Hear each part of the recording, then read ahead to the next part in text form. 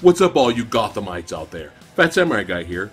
And today's Gotham episode was a little annoying. It was a little annoying to me. I'm going to have to give it 3 out of 5 stars. Some things I liked, some things I didn't like. But most of all, it was just annoying because of Selina Kyle's character. Just really annoyed me in this episode. So one of the things I did like and did enjoy was the little bit of sparring boxing action with Alfred, the badass butler. Showing Bruce how to box, and I like how he said, "Hey, come on, give me a left jab," and Bruce throws it, and he puts him in a chokehold, and he's like, you know, real fighters fight dirty, you know, and then Bruce bites him on the arm, and then Alfred's like, all right.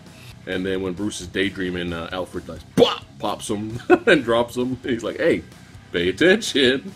And I like Bruce's reaction to that. He didn't go, oh, where you hit me when I wasn't ready. No, he just popped back up. He had a big grin on his face. He's like, all right, I'm enjoying this training. So now back to some of the annoyances that I experienced in this episode. We got Gordon doing his thing. You know, him and what's left of the strike force are chasing down this thug, and Gordon's beating him up trying to get information, because that's how you do shit in Gotham, you know what I'm saying? The 2 members that were with him from the strike force team were all like, we're gonna report you, Gordon. You're going across the line. You crossed the line, Gordon. We're gonna report you. And I'm thinking to myself, I'm like, wasn't like the last episode, they were all fired up and like, yeah, we're gonna take down all the criminals. They're all going down. And now they're all like, you're going too far, Gordon. And then even Michael Chiklis was like, we do not cross the line, okay? We are the cops, they are the criminals. We do not cross that line, sir. And I'm like, Chiklis? You're supposed to be the badass, okay? You're supposed to be the ex-Marine military guy that, like, swooped in to create this Gotham strike force to take down the criminals. And now you're like, well, we just can't cross the line. And even Gordon was like, hey man, you're in Gotham. You know where you are, right? I mean, you remember when the guy came out of nowhere with a rocket launcher when we raided that building, and you were just like, what the hell's going on? And what did Bullock say? Welcome to Gotham, dumbass. So now the annoyance continues with Gotham PD. Basically, they're hunting Firefly, man. You know, Firefly took one of their own, set the dude on fire, so they're going after her. And you have Selina Kyle trying to help her out, showing that she cares, but not really. So she says, you know, I kind of have an idea of how to get you some money and get you out of town. And here we have Firefly that burnt a police officer alive to a crisp, not accidentally. And she goes, is it crime? Doesn't involve crime. Bitch, you just set a police officer on fire and he killed him. On purpose! Crime! So Selina and Firefly end up going to this building where they have human trafficking in there, and they're selling females, and they're bidding on them and all that. So you have this huge, gigantic room of criminals, okay? Which I'm sure is all packing, alright? But little Selina Kyle with one pistol, and yeah, granted, Firefly has a flamethrower, but come on, man, if they all drew on the both of them, they'd be dead. But apparently, it was enough to scare all the criminals away, and they just stood back while they robbed all their shit. And nice, badass line for Selina Kyle before she walked out. Oh yeah, and all you guys, y'all suck. Ooh, burn. So they both have enough money, they both hug, getting ready to part ways, and then that's when Firefly's brothers show up. They kidnap her, they bring her back to the apartment, they put her back to being a slave again, and she comes out and fries both of them because she can't take it anymore.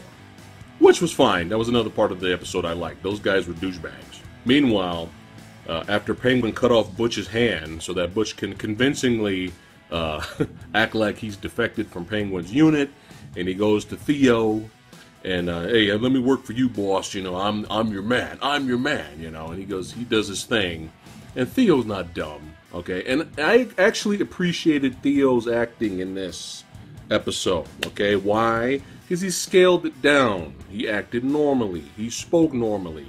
Everything wasn't okay. I like that. More of that.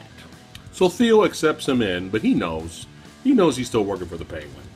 Butch sneaks into Theo's office. He turns on the TV. He sees the Penguin's mother still held captive. He's like, hey, you know, I'm getting somewhere. We got to find Penguin's mother. Then Theo comes in. He catches him in the act. And he looks at him. He's like, you know what? Penguin's really done a mental work on you. He kind of screwed up your wiring in there. That's a shame.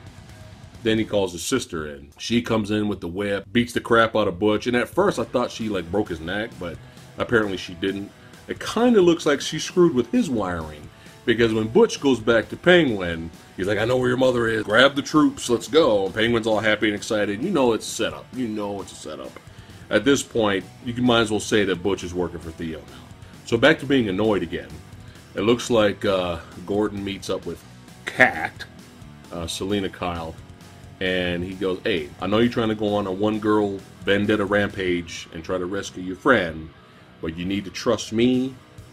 All the cops in the area, they have shoot-on-sight orders to take down Firefly. I can do the best of my power to make sure she's safe, but you gotta trust me, you gotta stay out of it. Where is Firefly? And then you have Selena going, she didn't mean to burn the buildings. She was forced to do it by her brothers, and she was forced to kill the cop. That's why the cop died. No, it's because she turned on the damn flamethrower and decided to burn the cop to a crisp so she can escape. So then Selena secretly meets with Firefly and lets her know, hey, the cops are looking for you. You need to get out of town. You need to go. And then Firefly's all like, no, I have a mission now. I have seen my purpose. I have killed my brothers and enjoyed it. And now I will go out vigilante style and kill all the police. So Selena, worried for her friend, tells Gordon where Firefly may be. And Firefly shows up to that building with the human trafficking. She ends up rescuing the women that were sold as sex slaves there. Burns a couple of bad guys. And Gordon and Gotham PD and the strike force, they all show up. And then we got Firefly versus Gotham PD and the strike force.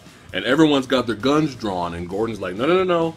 Put your guns away. Let me try to talk her down. So he tries to let her know. He's like, look, come with me, okay? I will help you. You're a juvie. You may not even serve that much time. Come with me, relax, calm down, and I will do the best in my power to help you. So, of course, Firefly's an idiot, and she decides to keep burning and burning and burning stuff. And so one of the cops accidentally shoots her gas line, and she keeps burning and burning and burning the police car, and the police car blows up, the fire gets on her, and then she sets herself on fire. So we go from that annoyance to more annoyance. The Riddler's dumbass, Edward Nygma, just coming out and telling his girlfriend, the woman of his dreams, yeah, I killed your boyfriend, I stabbed him to death. Ooh, you want to see his badge? Here's the proof. I'm like, what the hell is he doing? So obviously, it doesn't go well. And she freaks out and tries to escape, and he accidentally kills her, and he stands there and he goes, no, why? Which then takes us back to another annoyance with Selena having the shotgun on Jim Gordon's girlfriend in their apartment, and Jim Gordon comes home, but she goes, oh, how did it go? And he's like, I tried to do everything I can, but, you know, your friend didn't make it. And then she gets all weepy-eyed, and I'll never trust a cop, and she was forced to do it. And Jim's trying to let her know. He's like, look, I did everything I could. I tried to talk her down, but she did not want to go quietly. There's nothing I could do. She was the dumbass. She could have went, she could have lived, and could have went with them, but no. I'll never trust a cop again. Don't touch me. Don't touch me. So the next scene is you see Firefly, who's not dead, but really fucked up and burnt, being pushed on a gurney by two orderlies, and the guy's all talking like, man, she's fucked up. What kind of experiments are they gonna be doing on her? And then they push her and they leave her in this room, and she's looking out the window, and she's seeing on the sides here, and she's seeing all these freakish looking experiments that's in these other rooms. And you see on the back wall there that this section is part of Wayne Enterprises. So I don't know what's going on with this Wayne Enterprises having a certain section where they're doing these experiments. So who knows? Maybe Theo has a little bit something to do with that, because now it seems like he's going to be in charge of Wayne Enterprises to help out Bruce. But we all know that he's there to... But we'll have to wait and see next episode what that's all about with these experiments and these freaks and who knows what they're going to do now with the Firefly character. So, average episode, very annoying with some of the characters. Surprisingly, it wasn't Barbara who was causing the annoyance. But yeah, so wah, Selena Kyle, wah, Edward Nygma, wah. Just hurry up, turn into the fucking Riddler already. So hopefully, you know, the show starts to pick up a little bit better with the next episode. I'll see you guys next episode. Peace.